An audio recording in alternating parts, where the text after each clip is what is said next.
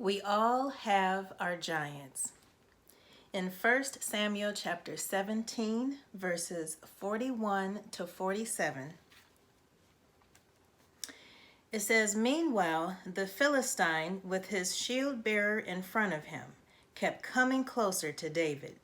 He looked David over and saw that he was little more than a boy, glowing with health and handsome, and he despised him. He said to David, 'Am I a dog that you come at me with sticks?' And the Philistine cursed David by his gods. 'Come here,' he said, 'and I'll give your flesh to the birds and the wild animals.' David said to the Philistine, 'You come against me with sword and spear and javelin, but I come against you in the name of the Lord Almighty, the God of the armies of Israel, whom you have defied. This day the Lord will deliver you into my hands, and I'll strike you down and cut off your head.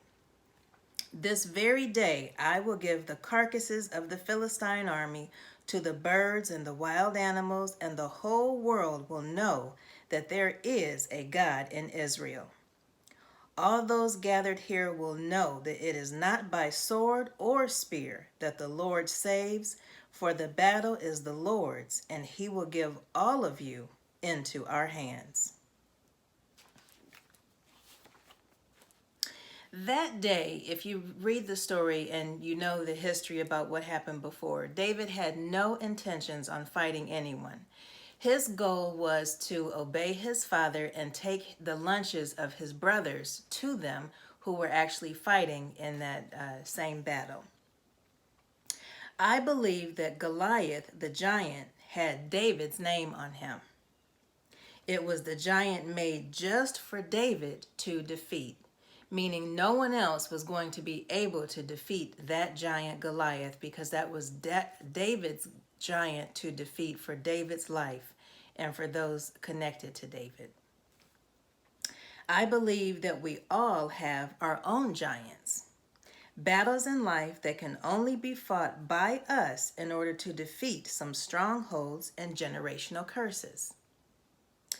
Examples of battles may include a child overcoming abuse, an adult overcoming financial problems, or a person overcoming fear, anxiety, or depression. When I mention strongholds and generational curses, those are negative traits that are passed down from one generation to another. An example would be my grandfather was an abuser, so I'm going to grow up and I'm going to have the tendency to abuse someone else also if I don't defeat this stronghold. Another example could be my grandfather was, or my grandmother was, an alcoholic, and then my mother became an alcoholic, and now I have a problem with alcohol as well. Those are examples of strongholds or generational curses, things that happened in your family history, and it could be anything.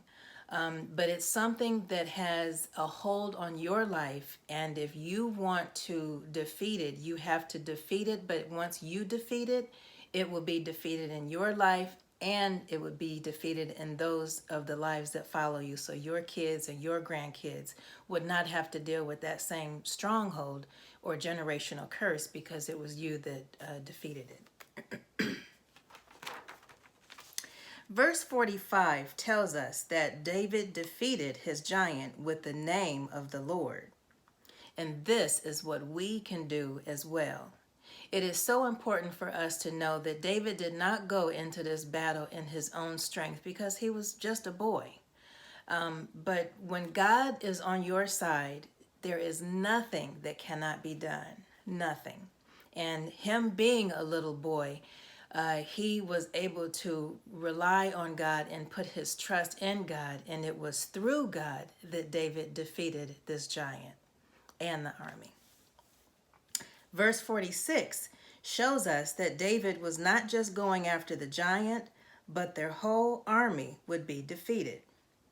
By us choosing to defeat whatever giant we need to, we can be like David and claim the victory of breaking our own strongholds and generational curses. What we choose to defeat will affect us and those that we are connected to. My encouraging scripture is going to be in Philippians chapter 4, verses 12 to 13.